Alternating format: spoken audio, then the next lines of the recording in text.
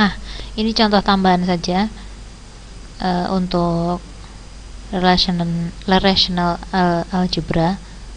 Kalau kemarin sudah ada beberapa contoh. Nah, ini contoh yang kelima ya, kelima untuk contoh agregat function. Jadi karena Anda sudah mempelajari SQL juga, di SQL kan ada agregat function ya. Begitu juga di relational algebra. Jadi memang sebenarnya SQL itu sebagian konsep dari SQL itu diturunkan dari relational algebra, termasuk secara konsep umumnya sebenarnya diturunkan dari relational tuple calculus ya, nanti di video yang lain insyaallah. Nah, di query yang kelima ini contoh untuk aggregate function, misalnya yang sederhana saja, misalnya retrieve rata-rata salary ya dari employee perempuan. Jadi berapa sih sebenarnya average salary dari female employee? Nah, sama seperti contoh yang lain, Anda bisa membuat graphical proof ya untuk memudahkan logika berpikir Anda.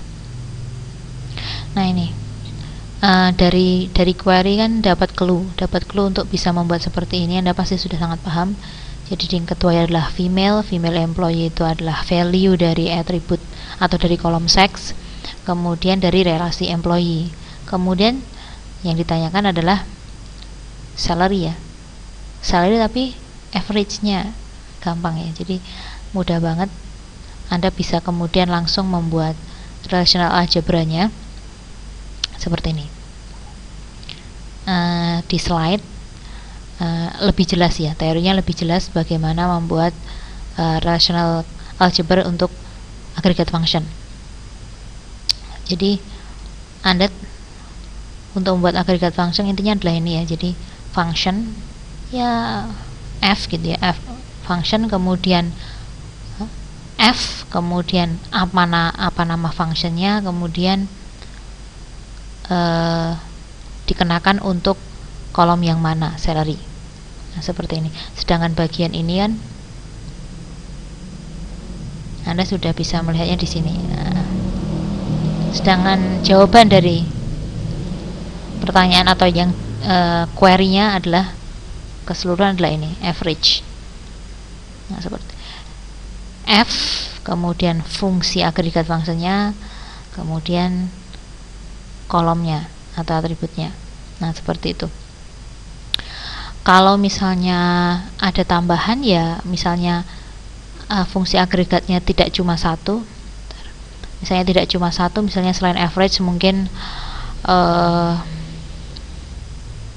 count gitu ya, count, atau misalnya minimum, maksimum, isinya minimum salary dan maximum salary ya, berarti Anda tinggal nambahnya jadi koma di sini, kemudian berikan agregat fungsinya misalnya maximum salary dan seterusnya, kemudian atau minimum salary. Seperti itu, sederhana saja. Ini sebagai tambahan saja contoh yang kemarin kelupaan ya untuk agregat function. Banyak-banyak latihan untuk membantu graphical approach, atau sebenarnya lewat SQL juga bisa, tapi SQL mungkin lebih cocok kalau untuk tuple relational calculus. Graphical approach. Jadi graphical approach ini sebenarnya graphical approach itu bisa digunakan untuk relational algebra bisa. Kemudian SQL ya, SQL yang kemarin sudah Anda pelajari beberapa pekan sebelumnya itu juga bisa dikerjakan atau dibantu dengan graphical approach. Nanti setelah relational algebra ini ada relational calculus, tuple calculus, dan domain calculus. Itu pun juga bisa